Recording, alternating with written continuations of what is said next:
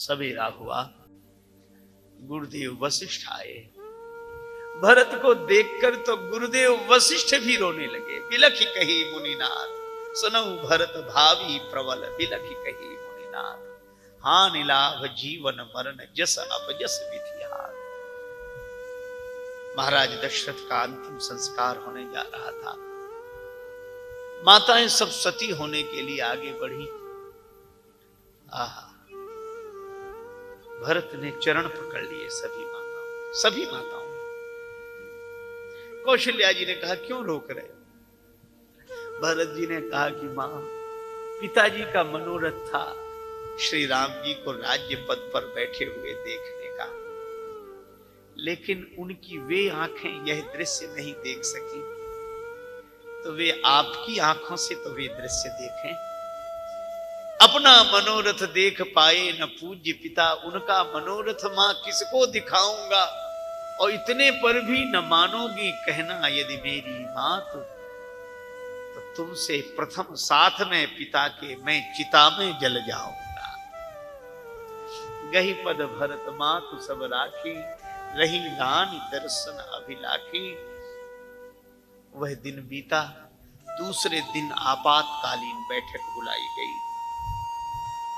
गुरुदेव वशिष्ठ विराजमान हुए। माता कौशल्या और माताएं, मंत्रीगण सब इकट्ठे हुए। गुरु जी ने कहा कि भरत, आहा,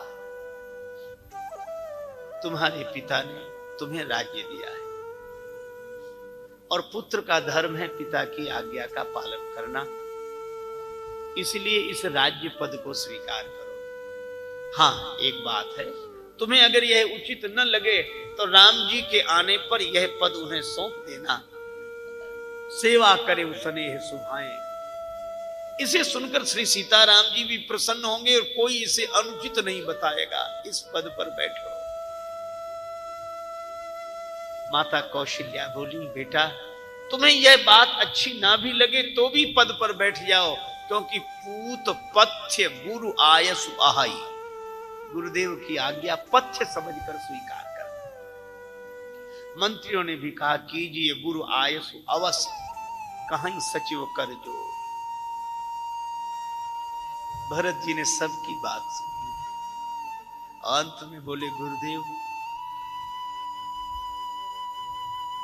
आप बिल्कुल ठीक कह रहे हैं। आप जो उपदेश दे रहे हैं, इसका आचरण करने से मेरा भला होगा।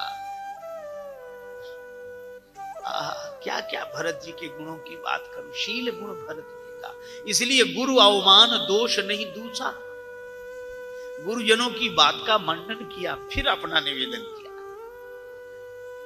इसीलिए तुलसीदास जी कहते हैं कि भरत जी जब बोलते हैं ना, तो वचन अमीय जन गोरी, अमृत में डुबाकर वचन बोलते हैं। कई लोग कहते हैं हम तो साफ बोलते हैं, किसी को बुरा लगे चाहे भला, साफ।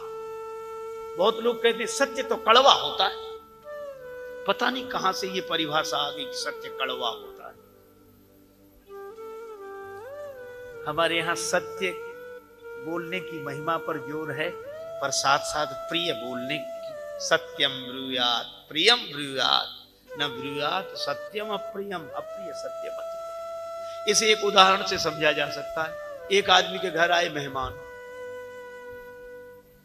बहुत जल्दी में थी। मिले और बोला, मैं जा रहा हूं। बोले, ऐसे कैसे?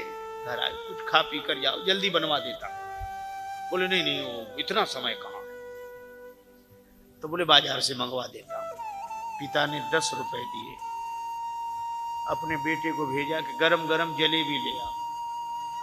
बेटा जाने लगा। पिता बोला, देख लेना, गरम गरम का मतलब समझते हो क्या? बोले, जैसे ही कढ़ाई से निकले वैसे ही।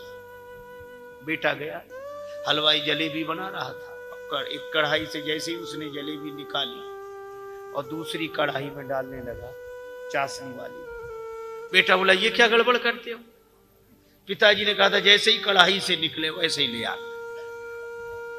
अच्छा, अब आप बताओ, अगर एक ही कढ़ाई से निकली वह जलेबी ले आए तो सिकी तो खरी है, खरी है, इसमें कोई संदेह नहीं, खरी है, लेकिन स्वाद आएगा नहीं आएगा जब तक चाशनी में न डुबोई जाए। बस यही है, अपनी वाणी की जलेबी को सत्य की कड़ाही में खरी सेक तो लो, लेकिन शील की चाशनी में डुबोकर सामने वाले को दो।